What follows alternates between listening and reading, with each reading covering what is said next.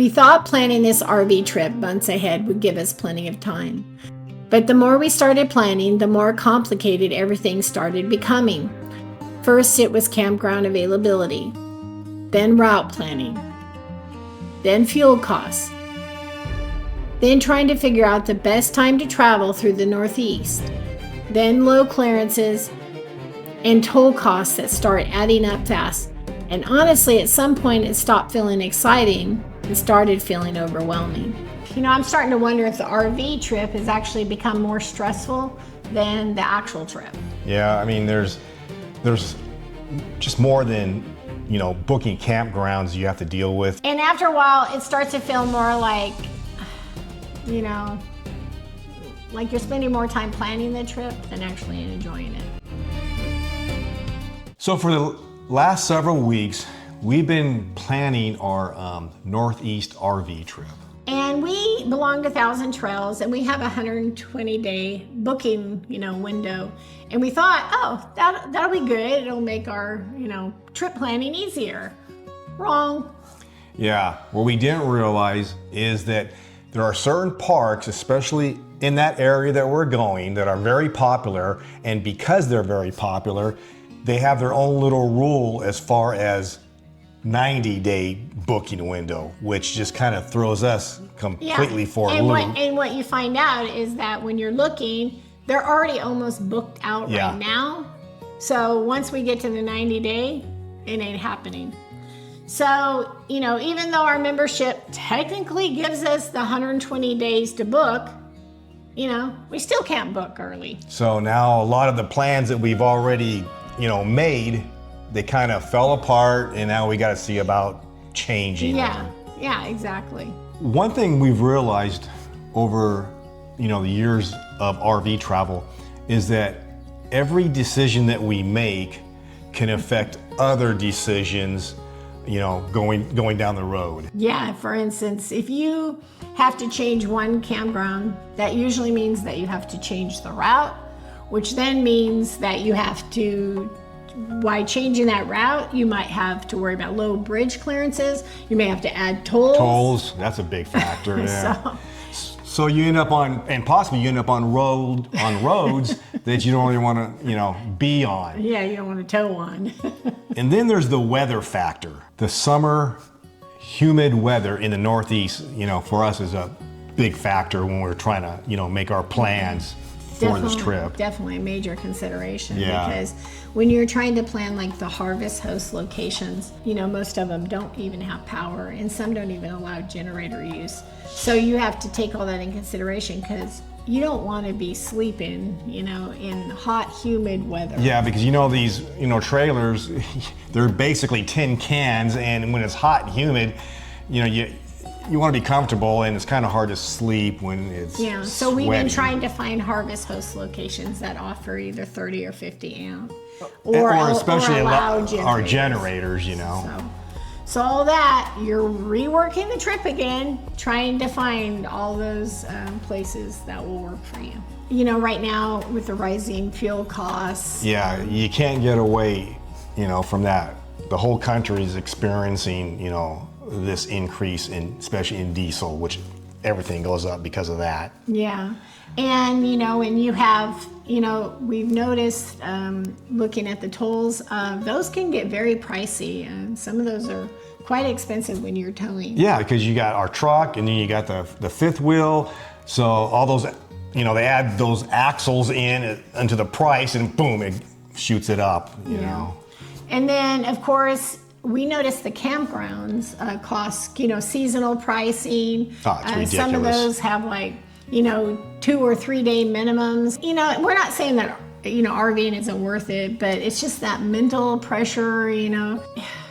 It can actually feel quite exhausting. Yeah, which is more stressful than the actual journey itself, you know. I think what kind of surprised us the most is how much like modern RV travel, and when I talk about modern RV travel, I'm talking about like the last 10, 15 years, because we've been doing this for a long time. but how it stops feeling spontaneous. Yeah, you know, when we started RVing, it's because, you know, we love, you know, the flexibility of it, the slower pace, the simplicity of RVing. Yeah, because you can just get up and go, you know what I'm saying? And you can carry your stuff with you, and take your animals and kids when we had kids and everything.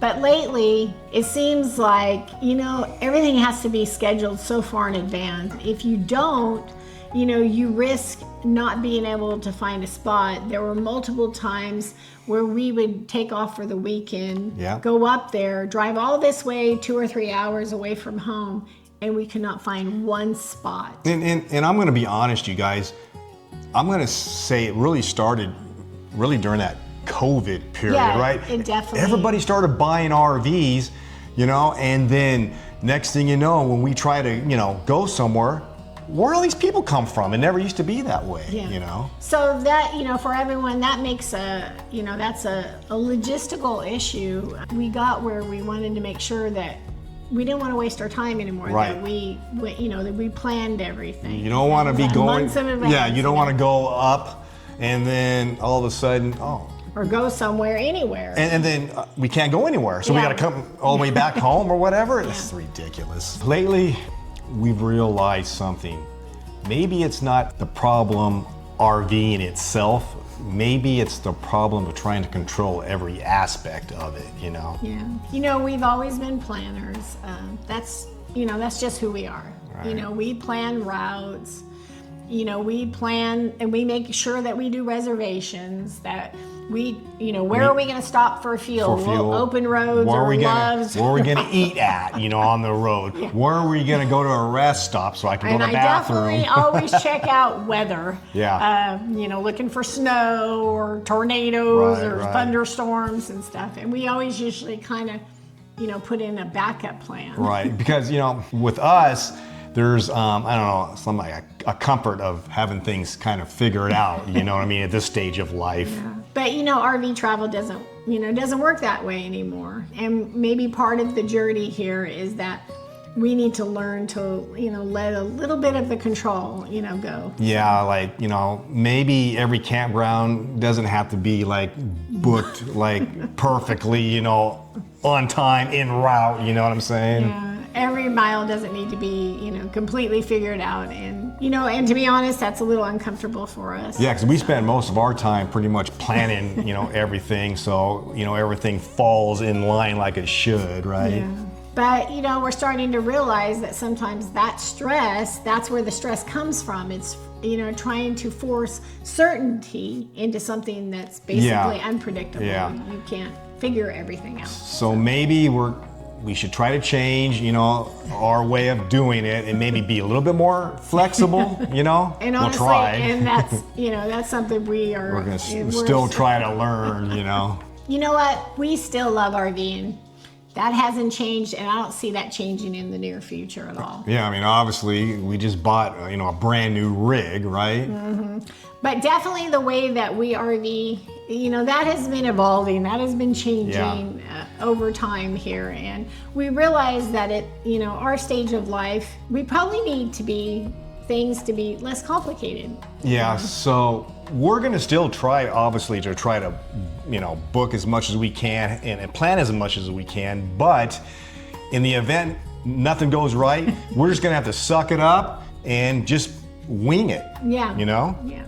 Go without plans. Go without plans. We're, you know, curious, you know, how do you guys do it? Do you guys, you know, do you plan everything or do you guys just wing it? You know, let us know in the comments. Yeah. You know, are we doing something wrong? Yeah, I mean, does everybody just wing it? Or you know, on a whim, or are you meticulous as far as planning everything? You know, until next time. We appreciate you guys watching. Yeah, don't forget to like, subscribe. You know, we appreciate you all. And until next time. Until next time, take care.